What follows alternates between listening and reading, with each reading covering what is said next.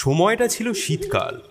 লালু এবং আমি গ্রামবাসীদের সাথে যোগ দেওয়ার সিদ্ধান্ত নিলাম, যারা মধু সংগ্রহ করতে সুন্দরবনের জঙ্গলে যাচ্ছিল। আমরা ভেবেছিলাম এটা একটা মজার অ্যাডভেঞ্চার হবে। আমাদের জন্য কি ভয়াবহতা অপেক্ষা করছিল তা আমাদের ধারণা ছিল না। রামু, তাড়াতাড়ি পা চালা রে। আরে ভবেশ, আজকে কোন দিকটাতে যাবি? আরে ষষ্ঠীদা, ওই দক্ষিণ দিকটাতে চলো না। হ্যাঁ, চ চ, বাড়িতে ফিরে আজকে একটু ঘুম দেওয়া যাবে খুনি। সেই বেশ খাসা কথা বলেছো। আরে এই ছেলেরা, তোরা এত পেছনে কেন রে? আরে শিগগির হাট। হ্যাঁ, এই তো আসছি আসছি। ছোটবেলা থেকেই লালু আমার সবচেয়ে ভালো বন্ধু। আমরা যেখানেই যাই দুজনে একসাথেই যাই। ও সাহসী এবং কৌতূহলী, আর ওর এই সাহসের জন্যই আমাদেরকে অনেকবার বিপদের সম্মুখীন হতে হয়েছে। আমরা হাঁটতে হাঁটতে বনের মাঝে গিয়ে পৌঁছালাম। গ্রামবাসীরা গাছ থেকে মধু সংগ্রহ করতে লেগে গেল। আমি আর লালু জঙ্গলের আরেকটু গভীরে প্রবেশ করতে থাকলাম। এদিকটাতে বাঘের ভয়ে মানুষ খুব একটা আসে না, তাই এদিকে মধু পাওয়ার সম্ভাবনাটাও বেশি। আমরা বন দিয়ে হেঁটে যাচ্ছি, এমন সময় লালু বলল, আরে ওটা দেখ, পাহাড়ের ঢালে ওই খোলা মতো দেখতে পাচ্ছিস? লালু মাটিতে একটা বড় গর্তের দিকে ইঙ্গিত করে, যা আংশিকভাবে ঝোপ এবং লতাপাতা দ্বারা আবৃত। হ্যাঁ, এটা সম্ভবত কোনো বন্য প্রাণীর গর্ত। শিয়াল হবে হয়তো। এই শিয়ালের গর্ত আমি দেখেছি। শিয়ালের গর্ত এত বড় হয় না। এটা নিশ্চয়ই কোনো গুহা, আর এই গুহার মধ্যে কোনো মূল্যবান কিছুও তো থাকতে পারে। তুই কি পাগল হয়েছিস? আমাদের এখন দলের সঙ্গে থাকার কথা, কিন্তু আমরা দল থেকে অনেকটাই দূরে চলে এসেছি। তার উপর আবার ওই গুহার মধ্যে যেতে বলছিস? তুই এত ভীতু কেন রে? গুহার মধ্যে যাব, গিয়ে দেখবো কি আছে, তারপর টুক করে বেরিয়ে পড়ব। এই বলেই লালু ওই গুহার দিকে এগিয়ে যেতে লাগলো। লালু দাঁড়া, যাস না, কোনো হিংস্র জন্তু থাকলে কি হবে?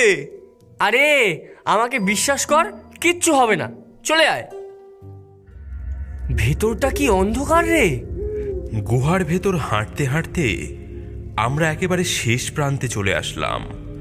এখানে গুহার পথটা একটা বড় পাথরের চাই দিয়ে বন্ধ করা, এবং সেই পাথরের পেছন থেকে সোনালি আলোর রেখা ছিটকে বেরিয়ে আসছে। এ কি রে? সোনালি আলো, কিছু বুঝতে পারছিস? হ্যাঁ, আমি বলেছিলাম না, ভেতরে নিশ্চয়ই কোনো গুপ্তধন আছে। বলাই, হাত লাগা। হ্যাঁ,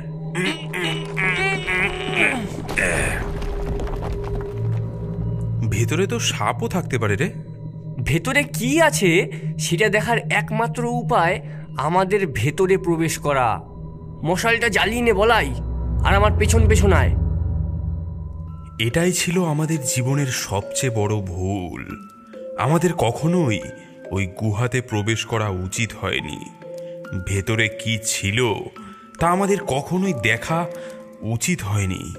আমাদের কখনোই মূর্তি ও তার অনুগামীদের বিরক্ত করা উচিত হয়নি। এরপর আমি আর লালু একটা বড় গুহায় প্রবেশ করলাম। আমাদের মনে হচ্ছিল আমরা যেন আলিবাবা 40 চোরের গুপ্তধনের ভাণ্ডারের খোঁজ পেয়ে গেছি। আমরা দেখলাম চারিপাশে বড় বড় সিন্ধুকে ভরা সোনার মুদ্রা এবং অলংকার ঝলমল করছে। কত বড় বড় দানবের মতো জীবের সোনার মূর্তি। গুহার মাঝে একটি পাথরের বেদির উপর একটি ভীষণ বিশ্রী এবং কুৎসিত মূর্তি। মূর্তিটির যেন একটি চোখ নেই, গলায় হাড়ের মালা, এক হাতে একটি অস্ত্র আর এক হাতে মানুষের খুলি ধরা। সেই মূর্তির সামনে কিছু হাড়িকাঠ সাজানো, যেন বহু বছর আগে প্রাণী বা মানুষদের এই দেবীর কাছেই উৎসর্গ করা হতো। কি দারুণ এই জায়গাটা! দেখ, একদম অবিশ্বাস্য। আর মাঝের ওই মূর্তিটা কত ভয়ঙ্কর! ভয় পাস না, ওটা শুধু শিল্প। কেউ নিশ্চয়ই অনেক আগেই এটা তৈরি করেছে। কিন্তু কেন? এর মানে কি? এই মূর্তিগুলোই বা কাদের? আমি জানি না, হয়তো এটা একটা দেবী বা রাক্ষস বা দুই হতে পারে। লালু, ওর ধারে কাছেও যাস না, এটা বিপজ্জনক হতে পারে।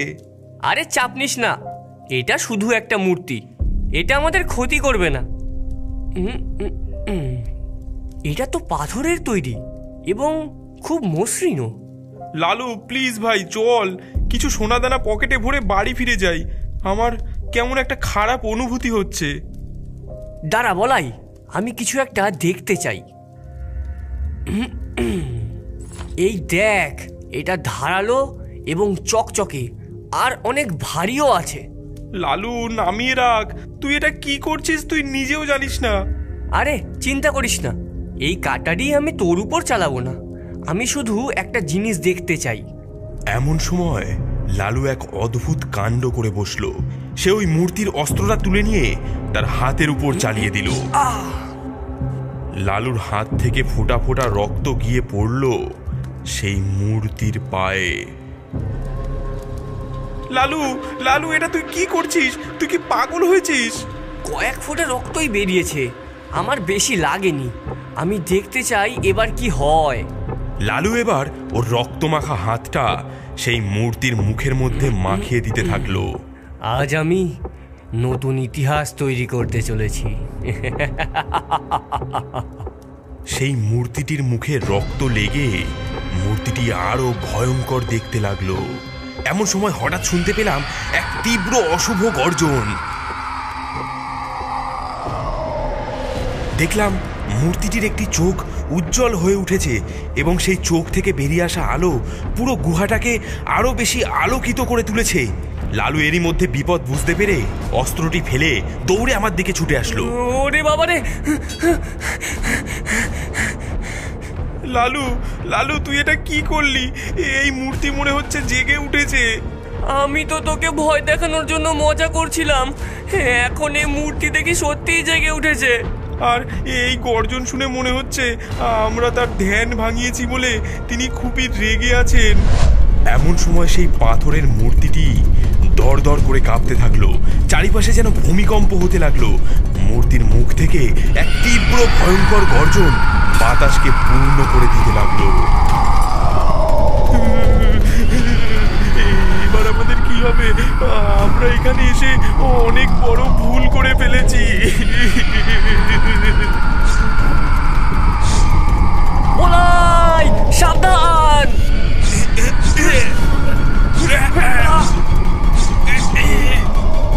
পালা লালু, পালা, নয়তো মরতে হবে।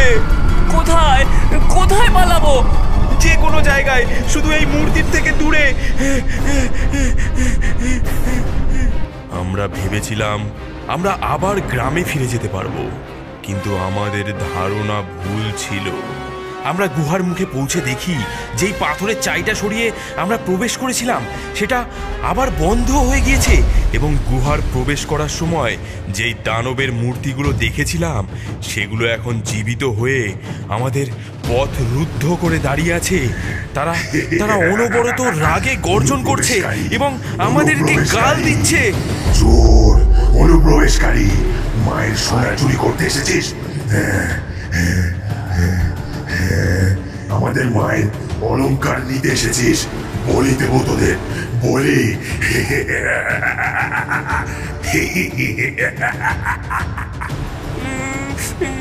বলাই, এরা কারা?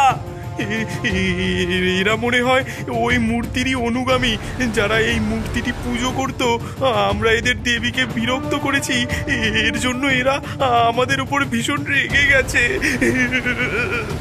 আমাদের পালানোর সব পথ বন্ধ হয়ে গিয়েছিল। আমাদের সামনেই ছিল আমাদের মৃত্যু। সেই বিশালাকার দানবগুলো আস্তে আস্তে আমাদের দিকে এগিয়ে আসছিল। এমন সময় আরেকটি চিৎকার শুনতে পেলাম, কিন্তু এই গলাটা আমাদের চেনা। বলাই লালু, তোদের আর কোনো ভয় নেই, আমি চলে এসেছি। ইনি আমার বাবার বন্ধু ষষ্ঠী কাকা। মধু খুঁজতে ইনিও আমাদের সঙ্গে এসেছিলেন। বলাই লালু, শিগগির শিগগির এদিকে চলে আয়, এদিকে বেরোনোর আরেকটা পথ আছে। এদিকে এদিকে।